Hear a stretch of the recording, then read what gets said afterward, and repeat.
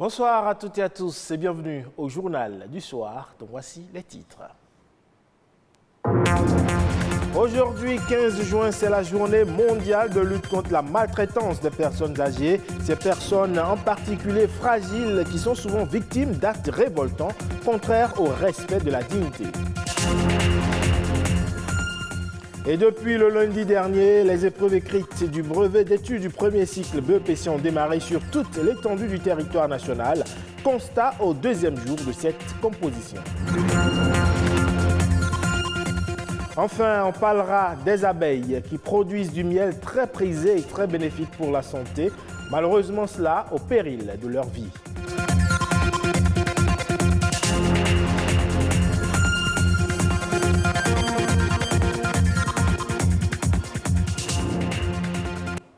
Merci à vous de nous rejoindre. Eh bien, ce 15 juin, c'est la journée mondiale de lutte contre la maltraitance des personnes du troisième âge. Une occasion pour sensibiliser le grand public aux atteintes à l'encontre des personnes âgées qui ont eu derrière elles une vie, une carrière et même une personnalité. Ces seniors qui constituent à certains égards des personnes ressources.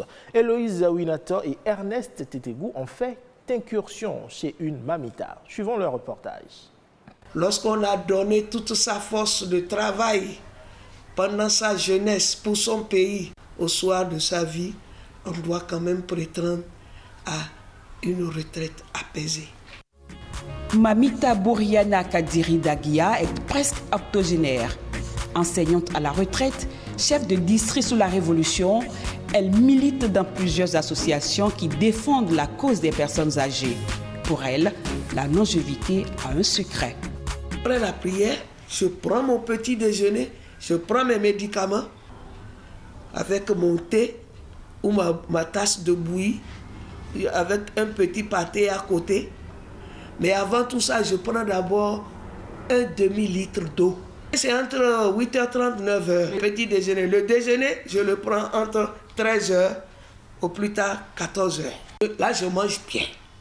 Le soir, j'aime manger de la pâte chaude, surtout Cosette d'Ignam, la pâte noire. Les fruits, j'adore les fruits.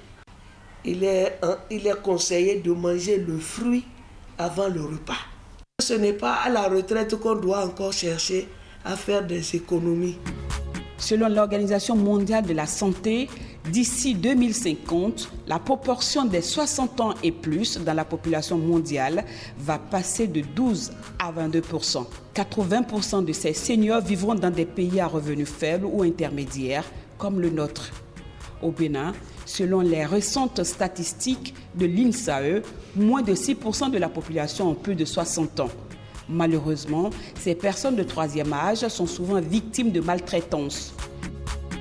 Et même si je devenais sorcière, si ton parent ne t'a pas tué, d'abord, en tant que fœtus, tu es sorti bébé, et la personne s'est occupée de toi, surtout une maman, elle t'a amené à l'école, tu es devenu un cadre, c'est maintenant là qu'elle va te manger.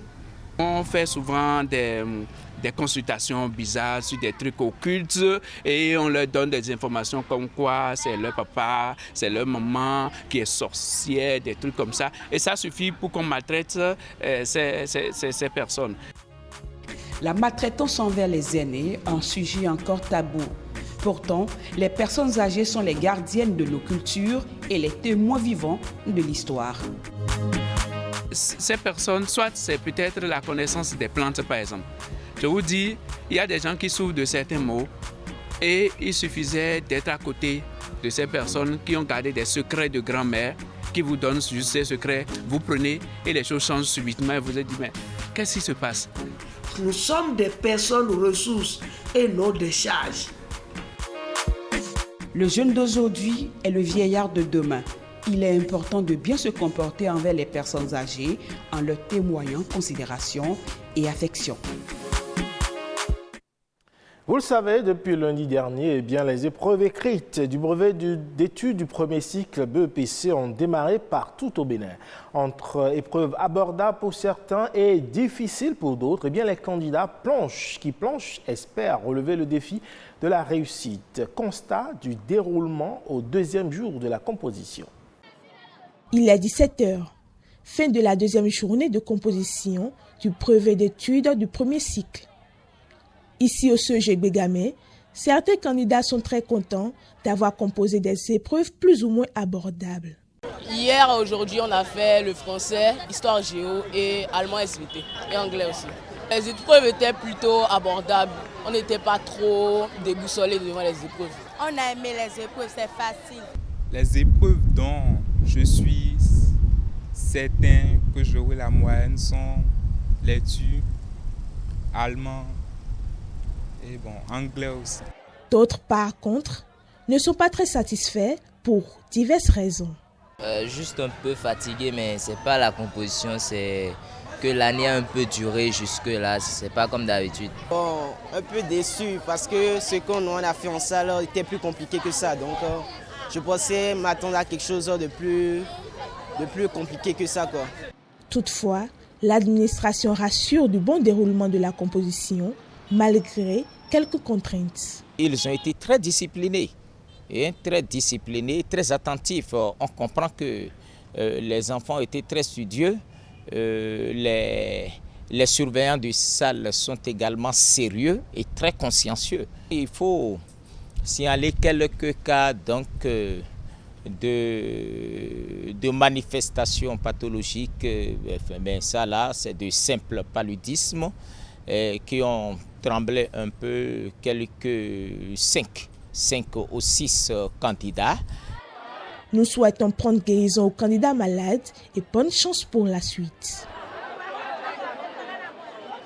On parle à présent de la production du miel. Désigné comme le mets des dieux, il peut être produit par plusieurs types d'abeilles, des plus agressifs aux plus calmes. Malheureusement, pour extraire le miel, leurs niches sont détruites et certaines abeilles se retrouvent parfois tuées. Explication. Dans le monde, nous avons jusqu'à plus de 20 000 espèces, mais au Bénin, on peut retenir l'espèce mellifère qui est Apis mellifera indica. Nous pouvons avoir vers le nord des abeilles de couleur jaune qui sont un peu plus petites et agressives, mais elles sont celles-là qui produisent plus de miel. Et quand nous descendons vers le sud, passant par le centre déjà, nous avons celle-là qui est noire, un peu plus grosse, mais l'autre étant moins agressive, elle produit moins de miel. Sans les abeilles, il faut dire qu'on aura des difficultés à obtenir par exemple de bons fruits. Cela suppose que déjà dans nos vergers, il est bien d'installer quelques ruches afin de profiter de ce rôle de pollinisateur que jouent les abeilles. Autrement, le miel ou les autres produits de ruche sont utilisés dans l'alimentation et dans beaucoup d'autres industries cosmétiques pour la commercialisation. Quand nous prenons le Nord, les gens sont fiers de prendre le miel du Nord, mais c'est du miel chassé. Cela voudra dire quoi? On détruit, on tue les abeilles et on va récolter leur miel, ce qui est écologiquement est mauvais. Donc, ce qu'il faut retenir est qu'au Bénin, nous avons le miel. Mais pour avoir le miel de bonne qualité, il faut aller vers les apiculteurs professionnels. L'actualité, c'est également au plan national. Nadège Omoladesani nous propose un condensé des sujets ayant marqué l'actualité. Donc, ces dernières 48 heures, c'est la nation en bref.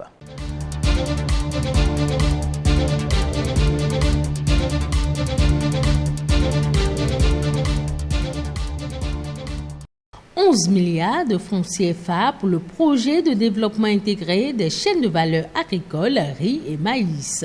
C'est un financement octroyé au Bénin au cours de la 47e réunion annuelle du groupe de la Banque islamique de développement BID et approuvé par le conseil d'administration de la banque. Plusieurs projets contenus dans le programme d'action du gouvernement ont aussi été abordés au cours de ces assemblées pour être financés. Le Bénin vient de bénéficier de 14 millions de dollars, soit plus de 7 milliards de francs CFA, des États-Unis pour renforcer la sécurité sur son territoire. C'est ce qu'on peut retenir de la visite au Bénin du sous-secrétaire d'État aux affaires africaines des États-Unis, Mike Gonzalez. En juin prochain, des opérations conjointes avec les forces de défense et de sécurité béninoises sont prévues. Un vaste programme de 3 ans qui prend en compte l'acquisition non seulement d'équipements, mais aussi la formation.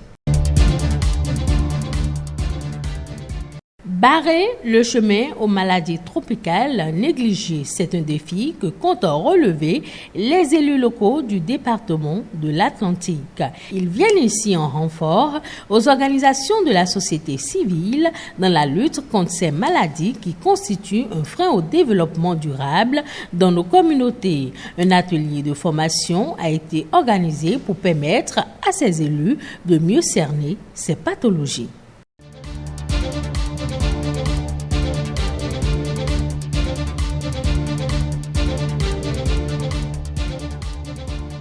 Et c'est tout pour cette édition du soir. Merci pour votre aimable attention. Retrouvez cette édition sur le site de l'ORTB le 3, www.ortb.bj. À bientôt.